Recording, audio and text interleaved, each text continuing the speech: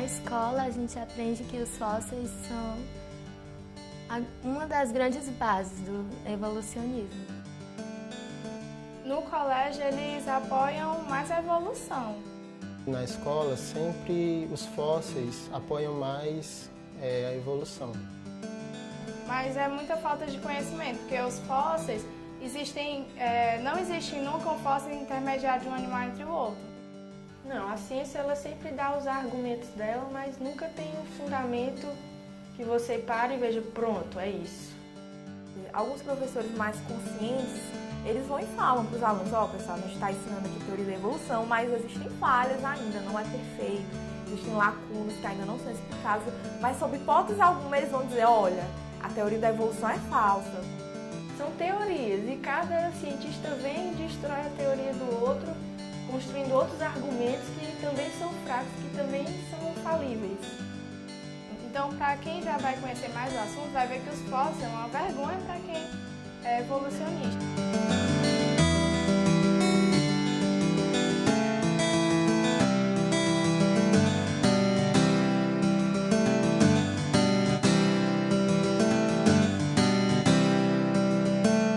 Com todos os efeitos especiais da cinematografia de hoje, nem sabemos mais o que é real e o que é fictício. Já ouvi várias pessoas que me perguntaram se os dinossauros realmente viveram na Terra do passado. Sou Randall Milton Pollard, autor que faz parte de uma série chamada Projetado ou Por Acaso. Garanto que os dinossauros existiram na Terra. Aqui há uma costela de um triceratopsio que eu tive o privilégio de desenterrar na região Hell Creek, no estado de Montana, nos Estados Unidos, em julho de 2005. Quando descobrimos fósseis na Terra, é como ler um livro antigo que descreve uma época totalmente desconhecida. Temos que ler atenciosamente, sem permitir que os nossos preconceitos nos confundam. Você está cordialmente convidado a examinar as evidências aqui apresentadas para chegar à sua própria conclusão. Hoje queremos considerar o segundo dos principais problemas científicos com a evolução, especificamente a vergonha do registro fóssil. Se você é como a maioria das pessoas, provavelmente pensa que o registro fóssil apoia a teoria da evolução. Realmente é justamente o contrário. Começamos então com uma definição da palavra fóssil. Conforme o dicionário comum, um fóssil é um organismo que era vivo, porém, ao morrer, foi transformado em pedra. Devido ao fato de existirem bilhões de fósseis na Terra, Charles Darwin tinha certeza que com bastante tempo para descobrir mais fósseis, seriam encontrados os fósseis de todas as formas transicionais entre uma espécie e outra de animais. É bom ouvir a opinião dos próprios evolucionistas, como do Pierre Grasset e Steven Stanley. Os naturalistas têm que lembrar que o processo da evolução é revelado somente através dos fósseis. Um conhecimento da paleontologia é, portanto, um pré-requisito. Somente a paleontologia pode fornecer evidência da evolução e revelar sua direção ou seus mecanismos. Enquanto muitas inferências são derivadas de organismos vivos, temos que examinar o registro fóssil para adquirir as provas finais de grandes mudanças. Na ausência do registro fóssil, a credibilidade dos evolucionistas ficaria severamente enfraquecida. Poderíamos questionar se a doutrina da evolução se qualificaria como algo mais do que uma hipótese ridícula. Por exemplo, os evolucionistas alegam que os peixes se transformaram em anfíbios e os anfíbios se transformaram nos primeiros répteis. Só que entre os peixes e os anfíbios não há nenhum animal hoje que mostra essa suposta transformação. Mas no registro fóssil há bilhões de fósseis de peixes. Certamente entre eles, se a evolução for um fato, os paleontólogos encontrarão fósseis das formas transicionais. Algo entre o peixe e o anfíbio. É daí que eu tiro o título desta palestra. Os paleontólogos descobriram que existe uma ordem relativa nos fósseis da Terra. Quer dizer, se tirasse um bloco vertical de pedra sedimentar da Terra, poderia observar, teoricamente, o que eles chamam da coluna geológica. Nesta coluna, ou bloco de pedra, normalmente encontram-se os fósseis de organismos supostamente mais simples lá embaixo e os fósseis de organismos supostamente mais complexos, como os de dinossauros e mamíferos, mais em cima. Eles interpretam isto como evidência que apoia a evolução, dizendo que os organismos mais simples evoluíram-se primeiro e foram enterrados primeiro, há milhões ou centenas de milhões de anos. Eles alegam que cada camada sucessiva de pedra representa a passagem de milhões de anos numa espécie de acumulação sedimentar. Mas isto tudo é apenas uma interpretação da evidência. Uma outra interpretação da mesmíssima evidência diz que a coluna geológica mostra que houve um ou mais grandes dilúvios no passado, como o dilúvio de Noé. O fato é que a evidência tem que ser interpretada. Há outros grandes problemas com a coluna geológica que tiram todo o esforço do argumento dos evolucionistas. Primeiro, os supostos organismos mais simples, como os trilobites, não são tão simples. Algumas espécies de trilobites eram cegos, enquanto outros tinham olhos super avançados para ver embaixo do mar. Mas a pior parte para os evolucionistas é que não existe nada antes do trilobite no registro fóssil para indicar de onde se formara. Outro grande problema para a coluna geológica é que ela não existe completa em nenhum lugar no mundo inteiro. Há quem diga que a coluna geológica existe por completo somente nos livros textos defendendo a ideia da evolução.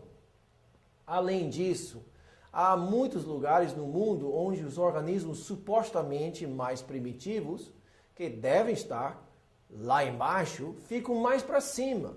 E os que devem encontrar-se cá em cima estão lá embaixo. Do ponto de vista daquele que acredita em Deus, as mesmas evidências são examinadas, mas o resultado é bem diferente.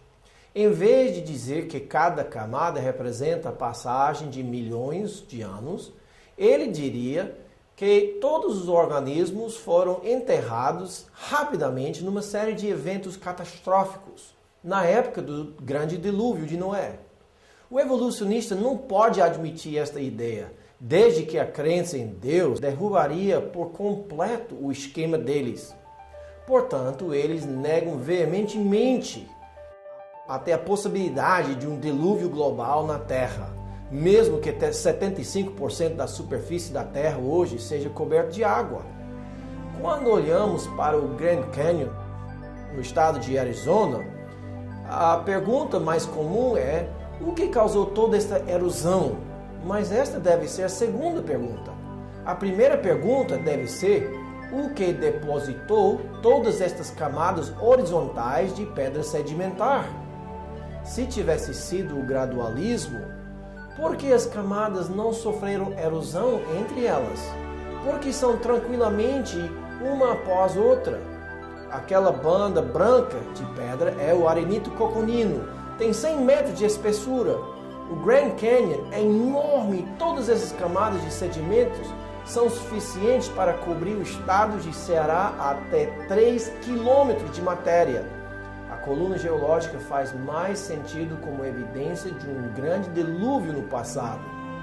Uma coisa podemos admitir: se a evolução tivesse acontecido no passado, o registro fóssil devia evidenciá-la. Só há um detalhe: é justamente o contrário. Em vez de ter milhões ou milhares ou centenas ou até dezenas de exemplos de formas transicionais entre as espécies que serviriam de evidência apoiando a mitologia do darwinismo, o que realmente se descobre é uma escassez onde devia haver fósseis de muitos organismos transicionais.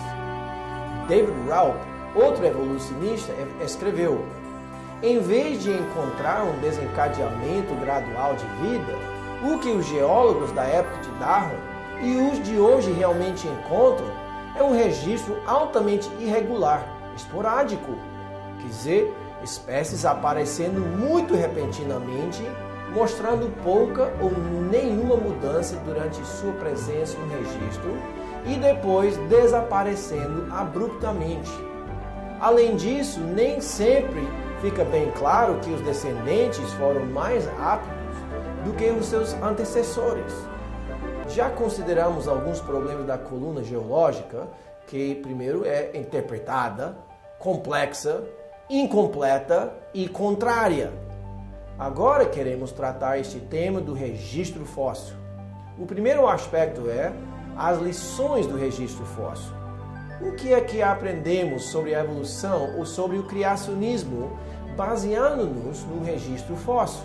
Deixou um registro de eventos do passado escrito em pedra.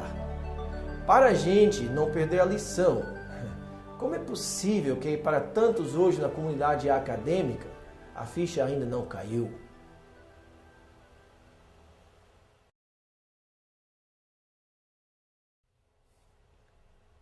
Então, a primeira lição que devemos aprender do registro fóssil é sobre o processo de fossilização. O registro dá evidência de algo que aconteceu lentamente através de milhões de anos ou que aconteceu rapidamente. Tinha que ser lentamente porque os fósseis levam milhares e milhões de anos para se formar. É? Podemos cientificamente observar a fossilização acontecendo hoje? Como é que funciona? Se um animal morresse na mata, ele normalmente viraria fóssil? Não. Por que não? Que tal um peixe que morre no mar? Também não. O que é necessário para algo orgânico se tornar pedra? Os fósseis podem se formar hoje? A petrificação de algo requer quantos anos? Milhões? Não. Requer os produtos químicos certos na água. Engenheiros furaram um poço de gás natural no estado de Louisiana em março de 1997. Eles instalaram um cano para limpar o poço de água e gás impuro antes de usá-lo. Depois de 3 meses, o material não passava mais. Quando abriram o cano de aço, descobriram que o cano estava totalmente entupido com pedra, carbonato de cálcio. Este é justamente o material que faz a petrificação dos fósseis. Os fósseis não requerem milhões de anos, nem centenas de anos para se formar. No museu em Nova Zelândia, há um chapéu inglês petrificado, totalmente de pedra. Como é possível se a petrificação requer milhões de anos? Realmente, quando as condições são certas, a petrificação é rápida. Se os fósseis podem se formar rapidamente, e há muitas provas disto, então por que insistimos que os outros fósseis se formaram lentamente através de milhões de anos? Todos estes objetos foram petrificados rapidamente na presença de água com carbonato de cálcio e outros minerais vindos de poços de água mineral dentro da crosta terrestre. Note o saco de farinha de trigo, agora pedra. Muitos livros-textos de ciência usam algo semelhante a este desenho para mostrar a formação lenta de fósseis. Está certo? Qual é o problema? Os peixes afundam depois de morrer? Não. O que realmente acontece é mais semelhante ao segundo desenho. Quer dizer, fora de algo catastrófico, animais mortos não se transformam em fósseis. Se a fossilização foi resultado de processos lentos de sedimentação acumulando para enterrar o animal, como seria possível preservar tantos animais inteiros? Nunca aconteceria assim. Então, realmente, a fossilização tem que ser rápida ou nem aconteceria.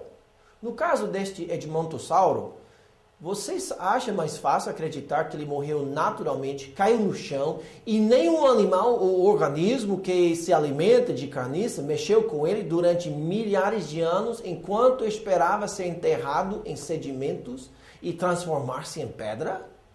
Ou que morreu e foi enterrado rapidamente na lama de uma grande enchente? Então, a primeira lição que devemos aprender do registro fóssil é que faz muito mais sentido entender que se formou rapidamente no enterro rápido na água com os minerais certos presentes. Então a fossilização pode acontecer hoje, sim, só que não a observamos acontecendo com bastante frequência para justificar o que encontramos nas pedras. Obviamente, houve uma grande matança no passado que matou e enterrou rapidamente bilhões de organismos com água e lama. 95% dos fósseis são mariscos, invertebrados, e os demais são principalmente peixes. Fósseis de mamíferos terrestres são extremamente raros. Aparentemente, a grande matança começou com um grande desastre nos mares. Estranho como isto combina perfeitamente com a descrição bíblica de um grande dilúvio onde a Bíblia diz: romperam-se todas as fontes do grande abismo. A segunda lição que devemos aprender do registro fóssil é sobre o número de fósseis. Onde os fósseis se encontram? Somente no Brasil? Não. No mundo inteiro. Há vastas áreas de centenas de quilômetros quadrados, de até 1 quilômetro de profundidade, ou mais, cheias de fósseis. Há bilhões e bilhões de fósseis. Como aconteceu tudo isto? Lentamente, camada após camada, como supostamente está acontecendo hoje? Foi isto que Charles Lyell ensinou, e toda a geologia evolucionária está baseada nessa ideia errônea, chamada uniformitarismo. Quer dizer, as camadas de pedra sedimentar foram formadas lentamente através de um processo de sedimentação, pouco a pouco, ao longo de milhares e milhões de anos. Então, os evolucionistas têm dois grandes problemas aqui. Primeiro, a quantidade de fósseis. Há muitos. Eles não estão sendo formados assim hoje. Segundo, a necessidade de milhões de anos para enterrar os organismos. A evidência não mostra isso. O que se torna óbvio para qualquer observador honesto é que o registro fóssil formou-se como resultado de uma ou mais catástrofes. Se a sedimentação fosse lenta, através de milhares e milhões de anos, algo está errado no registro fóssil. Em Scroggins, da Nova Escócia, Canadá, observamos vários exemplos do tronco de uma árvore petrificada atravessando o que seria milhares ou milhões de anos de sedimentação. Como é possível? Conforme a ideia de uniformitarismo, era necessário que este tronco de árvore ficasse na posição quase vertical durante milhares de anos, esperando a sedimentação acumular-se ao seu redor? Só há uma explicação. Estas árvores foram enterradas violentamente embaixo de muita lama e sedimentação rápida. Às vezes, esqueletos completos são descobertos quase perfeitamente intactos na rocha. Em outros casos, os fósseis estão completamente misturados e desarticulados. Você pode imaginar um dinossauro como este camarossauro, que costumeiramente chegou até uns 18 metros, sendo enterrado numa fina camada de pedra sedimentar? No estado de Utah, nos Estados Unidos, no Parque Nacional Dinossauro, num único penhasco foram descobertos tantos ossos de dinossauros que eles decidiram deixar no lugar para os visitantes verem como realmente foram descobertos. Esta camada de pedra tem uns 10 metros de espessura e é cheia de centenas de ossos de vários tipos de dinossauros. Como foi que isso aconteceu? Lentamente? Pouco a pouco? Tanto no caso destes ossos desarticulados, quanto nos esqueletos completos, se torna óbvio que isto não é evidência de um processo lento de enterro através de milhares de anos. Aconteceu rapidamente como resultado de alguma enchente enorme no passado. O registro fóssil se torna uma vergonha total para os evolucionistas, mas combina perfeitamente com o que a Bíblia ensina. A prova mais importante de qualquer teoria científica é sua capacidade de acertar nas predições. No caso de darwinismo, se fosse a verdade, então, no registro fóssil devíamos descobrir a evidência de que um organismo evoluiu-se em outro com formas transicionais por todo lado. Se a Bíblia for correta, devemos descobrir no registro evidência de um grande dilúvio e não de animais em transição de uma espécie para outra. Vamos ver o que os evolucionistas têm a dizer em referência ao que realmente se encontra no registro fóssil. O registro fóssil conhecido não documenta um único exemplo de evolução filética que tenha realizado uma transição morfológica importante. A ausência de evidências fósseis dos estágios intermediários entre as principais transições em delineação orgânica tem sido um problema persistente e inoportuno para os cálculos gradualistas da evolução. Nenhum evolucionista verdadeiro, que é gradualista, que é adepto do equilíbrio pontuado, usa o registro fóssil como evidência em favor da teoria da evolução, em contraposição à da criação especial. E Michael Denton, no seu livro A Evolução, Teoria em Crise, diz: não é que a paleontologia tenha falhado somente em produzir os elos perdidos, os quais Darwin tanto esperava, porém, as grandes transições teóricas do modelo evolucionista, como répteis para pássaros, parecem cada vez mais uma fantástica ficção científica do que uma teoria séria. Além das lições do registro fóssil, há as lacunas no registro. As lacunas também representam uma grande vergonha para os evolucionistas, porque em vez de apoiarem a teoria deles, são provas escritas nas pedras. As lacunas falam de falta das formas transicionais entre uma espécie e seu suposto herdeiro. Seria impossível examinar todas essas lacunas, ou seja, elos perdidos, porque há tantas. Em vez disto, queremos examinar apenas 4 das lacunas enormes da evolução no registro fóssil. Mas antes disso, vamos ilustrar o problema de lacunas no registro fóssil. Conforme a teoria darwiniana da evolução, cada espécie de animal evoluiu de uma outra espécie que tinha características semelhantes. Mas cada desenvolvimento tinha que ser preservado pela seleção natural. Significa que somente mudanças positivas seriam preservadas e passadas para os descendentes. Se realmente tivesse acontecido desta forma, o que devemos descobrir no registro fóssil seria uma série de fósseis mostrando o progresso no desenvolvimento de características novas. No caso do Pteranodon, notamos que sua asa é formada da estrutura de osso e de película de carne esticada entre o dedo e a perna. Note bem que em alguns casos o comprimento das asas abertas chegava a 10 metros. Note também que a extensão da asa é nada mais do que seu dedinho com mais de 2 metros. Se este animal tivesse evoluído, como aconteceu? E onde ficam as evidências, os fósseis de animais em transição? Ou o processo de desenvolver este dedinho comprido? Teria sido possível para o animal voar a qual ponto? Com a asa na metade? Não. E qual seria a vantagem para um animal ter um dedinho um pouco mais comprido, mas não o suficiente para voar? Então as lacunas simplesmente falam do fato que no registro fóssil encontramos muitos fósseis de Pteranodon, por exemplo, mas com nenhuma evidência de qual animal ele se evoluiu. A primeira lacuna significante no registro fóssil é exatamente a explosão cambriana. Esta lacuna trata do fato que no registro fóssil encontramos pedras chamadas pré-cambriana e a camada chamada cambriana. Cada camada tem seus fósseis e a pré-cambriana geralmente com fósseis microscópicos de organismos unicelulares.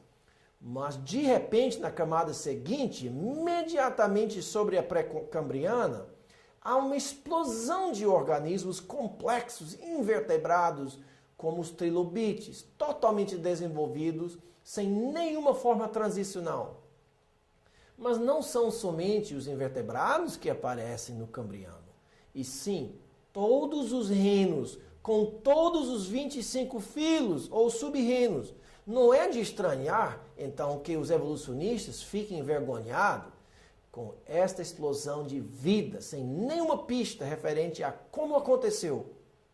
Não existe nenhuma forma transicional no registro fóssil para mostrar de onde vieram todos esses diversos grupos de organismos vivos.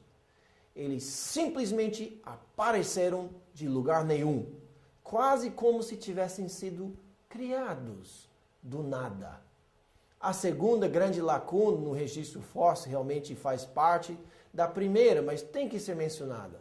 Os organismos com um esqueleto interno semelhante a nós fazem parte do filo chamado Chordata. O que é interessante aqui é que certamente seria muito fácil ver esta transição se tivesse acontecido. Imagine o fóssil de algo entre um caranguejo e um peixe. Apesar de ser uma transição enorme e que certamente teria deixado muitas formas transicionais nos fósseis, a única coisa que permanece dessa transição é a especulação dos evolucionistas. O próximo grande abacaxi para os evolucionistas é tentar explicar a evolução dos pássaros. Os pássaros apresentam dois problemas enormes e uma série de outros problemas menores. O maior problema é o desenvolvimento da pena. A maioria dos evolucionistas hoje alegam que os pássaros vêm dos dinossauros ou dos répteis. O que no dinossauro poderia se transformar numa pena? Uma escama? Um pelo? A imaginação dos artistas é impressionante, mas se a seleção natural fosse realidade, qual seria a vantagem de uma meia asa para o organismo? Não seria mais uma desvantagem do que uma vantagem? E, portanto, seria eliminada pela seleção natural. Mas, mais importante ainda, é que não existe nenhum exemplo de penas em fase de desenvolvimento no registro fóssil. Um dos mais recentes supostas formas transicionais é o fóssil de Caudipteryx, que supostamente tem penas e uma meia asa, mas conforme que os evolucionistas alegam, este foi datado e tem uns 125 milhões de anos. Mas o pássaro Archaeopteryx já teve penas, asas e certamente voava uns 25 milhões de anos antes, conforme os evolucionistas, antes deste outro que é menos desenvolvido. O nome do ave mimus mostra o desejo dos evolucionistas descobrirem um dinossauro meio pássaro. O fóssil dele indica que o animal teve 1,5 metro de altura. Imagine ele pulando de uma árvore, experimentando com as asas meio formadas dele. O pássaro, em geral, é uma maravilha de engenharia aerodinâmica, mas a asa, especificamente a pena, é fora de série. A asa do pássaro é composta de parte estrutural de carne e ossos e de parte que possibilita o voo, sendo as penas principais e secundárias de voo. Mas o problema para o evolucionista é dizer de onde vem a pena. Quer dizer, evoluiu-se de quê? Não há nada em comum com o pelo do mamífero, nem com as escamas dos répteis e dinossauros. Para acreditar que a pena evoluiu, tem que haver muita fé religiosa no materialismo. Examinando a pena mais de perto, vemos algumas das características fantásticas que não têm nada em comum com qualquer outra estrutura de organismos vivos. Primeiro, observa-se que na pena de voo, os dois lados não podem ser iguais, ou não haveria o efeito aerodinâmico do ato de alçar voo. Se fosse esperar pela evolução para produzir uma pena por acaso, quantas vezes os animais experimentavam voar com penas de laterais iguais que não funcionavam antes de acertar? Mas nem começamos. Aqueles pelos da pena que se grudam um ao outro são chamados barbas e cada barba tem bárbulas com flanges de um lado e bárbulas com ganchos no outro lado para que as barbas fiquem ligadas, mas flexíveis. Tudo isso por acaso? Mas tem mais, as penas precisam de lubrificação, senão as barbas ficariam secas e inúteis com o tempo.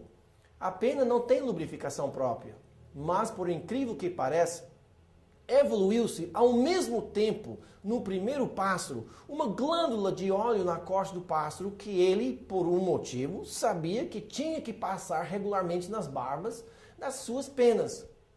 E a sorte é que é muito fácil para ele virar a cabeça facilmente para acessar o óleo com o bico. É impressionante como a evolução fez tudo certo, tudo ao mesmo tempo. Mas o que é realmente um enigma é que com todos estes passos transicionais necessários para produzir asas com penas lubrificadas, que nenhum desses passos é registrado nos fósseis. Que pena! Gente, nem tratamos o pulmão especial do pássaro, o seu sistema digestivo muito especial e o fato dele ser de sangue quente, quando a evidência indica que os dinossauros eram de sangue frio. Há uma outra solução que faz muito mais sentido. Como diz na Bíblia, criou, pois, Deus os grandes animais marinhos e todos os seres viventes que rastejam, os quais povoam as águas, segundo as suas espécies, e todas as aves, segundo as suas espécies. E viu Deus que isso era bom. Houve tarde e manhã, o quinto dia. A outra coisa interessante é que, conforme a Bíblia, Deus criou as aves antes dos répteis e antes dos dinossauros. Exatamente por isso que é impossível combinar a evolução com a Bíblia. É como misturar água e óleo. Não dá certo. É triste quando o homem se acha tão inteligente a ponto de discutir com Deus sobre o que aconteceu antes de haver qualquer homem na Terra. A próxima lacuna é a falta de fósseis mostrando a origem das baleias. A origem das baleias é importante não somente por causa do seu grande tamanho, mas também porque são mamíferos que respiram ar, que supostamente voltaram para o mar. Quer dizer, para os evolucionistas, um mamífero, talvez semelhante a uma vaca, ficou dissatisfeito com a vida terrestre e começou a passar cada vez mais tempo na água. Aparentemente, houve muitas gerações de animais assim, que com o passar do tempo perderam suas pernas e desenvolveram as barbatanas sem perder os pulmões e outras características de mamíferos. Mas esta teoria faz sentido? Quais são os problemas com isto? Primeiro, há fósseis que mostram esta transição? Quantos acham que sim? Tem mais. Onde ficam as narinas nestes animais? Onde ficam as narinas nas baleias? O que houve? Uma espécie de migração? Outro detalhe, como fica o sentido do rabo dos mamíferos? De cima para baixo ou de um lado para o outro? E da baleia? Já pensou na mudança necessária na coluna do animal para conseguir nadar pelas águas? E as pernas traseiras? Os evolucionistas sempre falam de umas pernas vestigiais em algumas baleias, mas não existe nada semelhante à bacia dos mamíferos terrestres para onde ligar as pernas. Mais um exemplo de ficção científica. Recapitulando os problemas da coluna geológica. São 4. Primeiro, a coluna é interpretada, a coluna é complexa, a coluna é incompleta e a coluna é contrária. E as lições do registro fóssil? Bem, formou-se rapidamente, formou-se catastroficamente. As lacunas no registro fóssil são muitas. Entre elas, a explosão cambriana, dos peixes aos anfíbios, a origem dos pássaros, a origem das baleias. O certo é permitir um evolucionista honesto explicar o registro fóssil. Nos anos pós-Darwin, seus defensores esperavam descobrir progressões conforme suas predições. Em geral, não as descobriram. Porém, O otimismo não morre facilmente e, portanto, alguns exemplos de pura fantasia surgiram em alguns livros textos. O registro fóssil é uma vergonha, uma enorme vergonha para os evolucionistas. Fique ligado.